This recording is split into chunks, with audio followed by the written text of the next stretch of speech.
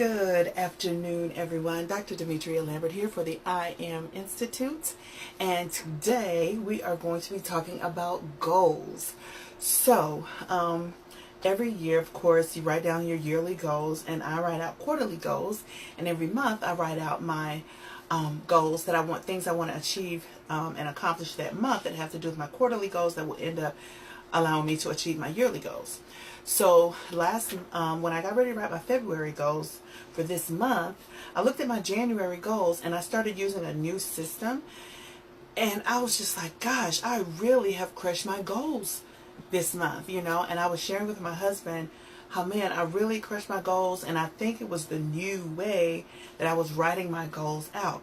And so I think that sometimes when we don't accomplish the things that we want to accomplish, it's not that we didn't work towards them, but maybe the strategy that we use in order to work towards them might be a little flawed. So I want to share something with you.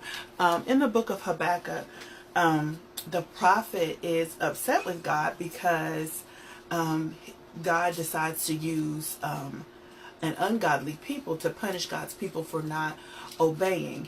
And so I just want to share a little something with you, and it's going to be Habakkuk 1, and I'm just going to read the very first part of Habakkuk 1. I'm using the Message Bible, so the scriptures actually aren't numbered. So I'm going to read the very first and the end of the first chapter, and then I'm going to skip to, well, it'll be the end of the first chapter, and then I'm going to go to chapter 2 and verses 1 and 2. Well, 1, 2, and 3. Okay, so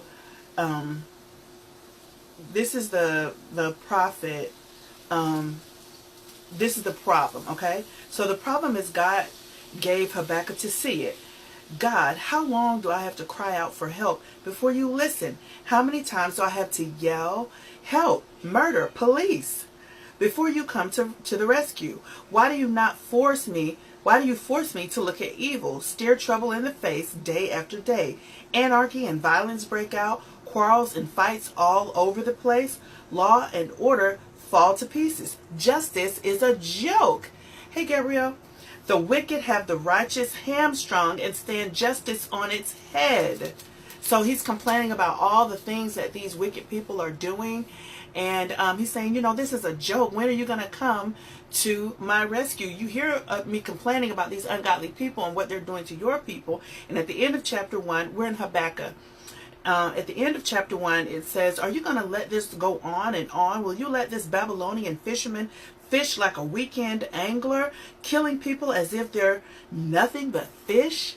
So chapter 2, and this is the important part, we're talking about our goals, says, what's God going to say to my question? I'm braced for the worst.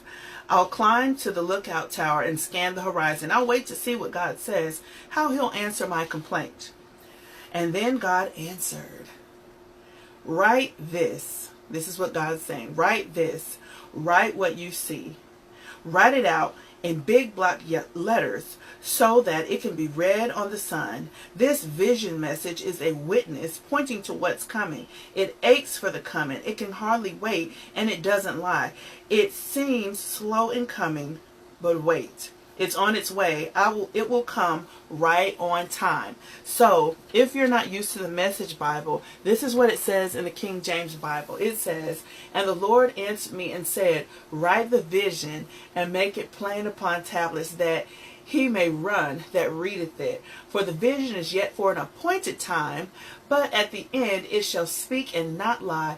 Though it tarry, wait for it, because it will surely come. It will not tarry.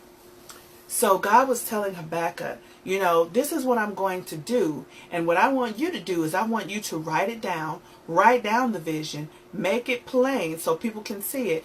And even if you're running, if you're on the move, and if you're not on the move, you can read this and get on the move, because It might not come right away, but it's coming, okay? And that is the power of our words. That is the power of writing things down, writing your vision down, making it plain so that when you see it, it sparks action in you so that you can do something. In this case, the purpose was so that the people that saw it, they would be able to see it even if they were moving, and if they weren't moving, they could get on the move, okay, to make it plain. And when you write down your goals, when you write your vision and you make it plain and clear, it is very easy for you to stay on track because you're not fumbling. Oh, what am I going to do today? How am I going to work on my business? What am I going to do? Sorry about that, guys. This other computer is so loud. Mute that. Okay, how am I going to accomplish my goals? But man, if you write them down, then you will know what's coming. You'll know what's coming and you'll be able to prepare for it. So for my February goals, I wrote all my February goals down, okay? I wrote it down. I already had a plan, but I wrote my goals down. So I had my yearly goals already written down. Then I wrote my quarterly goals down. And then every month I write my monthly goals. So I was writing down my February monthly goals because I was already excited that I had crushed my January goals. I was like, whoa, you know, like 1 or 2 items I didn't finish, and they weren't really important. They were just some things that I kind of wanted to do. But everything else, I crushed it. I was so proud of myself.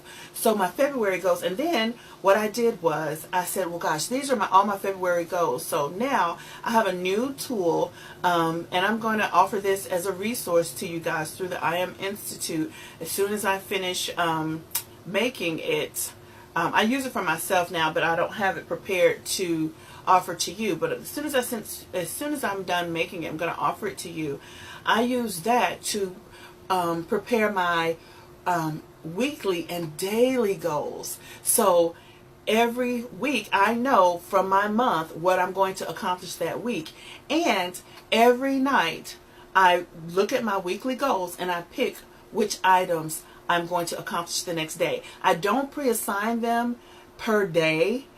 Simply because if something happens with one of my children, or something happens in some other area of my life, then I want to be flexible enough to still accomplish my weekly goals, but not feel like I've failed because I didn't accomplish my daily goals. Yes, Gabrielle, that's correct. You have to make a plan. I still haven't done any goals. Go crush. Girl, you have to get on those goals. I'm telling you, write down your goals, even your sales goals. Decide how much do I want to make in sales for the month of February. And if that's how much you want to make in sales for the month of February, then you divide that up by the week. And if you know you're not going to be on a live 1 week, then you spread that over 3 weeks or 4 weeks, however many weeks are left in the month. And then you know, this is how much I have to sell. This is how much jewelry I have to sell in order for me to meet my goals for the month. So when you do your live on Sunday is the first day of the week. If you don't meet your goal, that means you have to do a pop-up sometime that week. You're going to have to sell to some people that you might work with. You're going to have to do an extra show, maybe just for some people that go to your church. Or you're going to have to maybe send a voice message to some people that you know that you haven't spoken with in a while. And think about a few pieces that they might like. Copy a link to those pieces directly from your store, put it in the message, boom, send it to them. Okay? I bought some earrings from you the other day just because you actually posted it and said, hey, these items are coming. Do you want them? I haven't watched your last 2 lives, but I bought those earrings. Okay? So you have to write down your goals because you will hit 100% of the targets that you do not aim at. So if you don't shoot for anything, you will hit your target, which is nothing. So you have to make sure that you set your goals. So write your vision, make it plain so that you can see it, you can run with it, and you can crush your goals. And one thing I do know is that the more I work and the more I just grow a passion for my business, the more the Creator puts on the inside of me to do it and to be creative. So I've been going to bed late, but I've still been waking up early, and in my brain are all these ideas of things that I can do. So I even decided last night, guys, that I'm going to be offering some physical products that I make, that I used to sell, but for some reason I just stopped selling them for no reason at all. Just didn't do it. But now I'm going to offer them as a part of a package, or just as an individual product. So in a few weeks I'm going to be going to an event, and I'll be taking some of those products with me. And then this is the thing about vision and goals, and writing your goals and speaking your goals. So the other day I was on Facebook, and I was like, gosh, if I start offering these physical products and I host an event, or I go somewhere and I have these products to offer, how am I going to collect my payment? Because most of my sales are online, and I never bother to purchase a Square or anything like that, because most of my sales are online. They're digital products. So even if you have a smartphone, I still don't need a Square, because you could just go on your phone to my website, click, you can book a session, you can purchase a class, you can purchase a course, you can do all that on your phone. I don't need a Square to sell you those products. So I never purchased any type of POS system. So then I was like, gosh, I really need to go ahead and get a Square so I can, take people's credit cards on the go.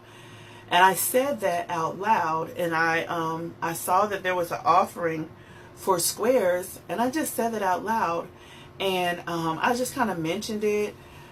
And do you know that the next day my husband brought me a Square? He brought me a Square, y'all, and I mean, they're cheap. They're only like $10, and I mean, and once you send in the little thing, they're free. But that's a purchase that I didn't have to make. I didn't have to worry about going to purchase that.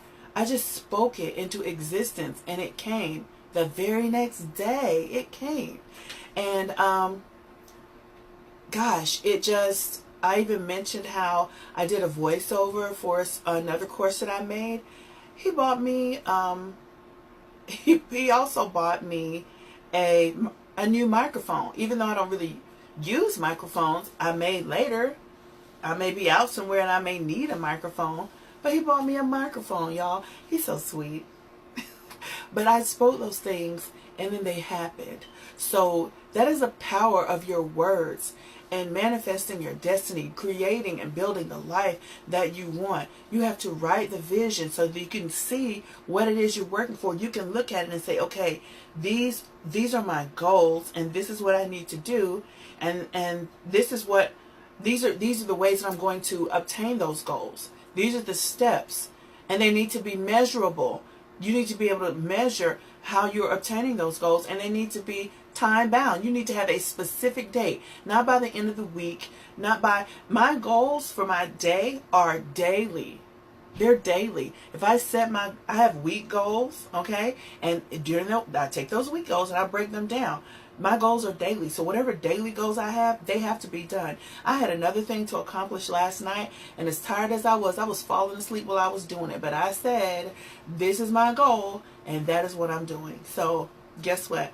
I finished making that product that I said I was going to make. And today, I found another product that would make that product easier, because I haven't done it in so long.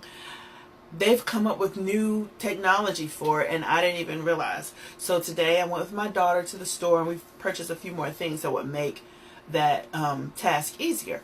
So write down your goals so that you can see them, so that they are plain and clear. Set a time to accomplish them, okay?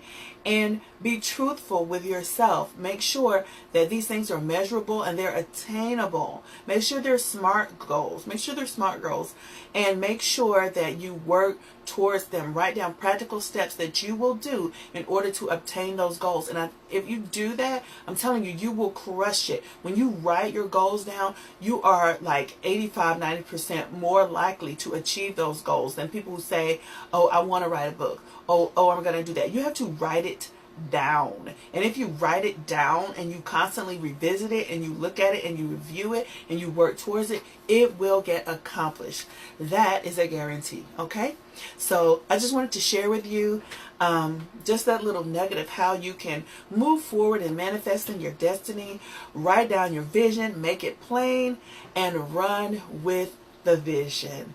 This is Dr. Demetria Lambert for the I Am Institute. I will see you next time.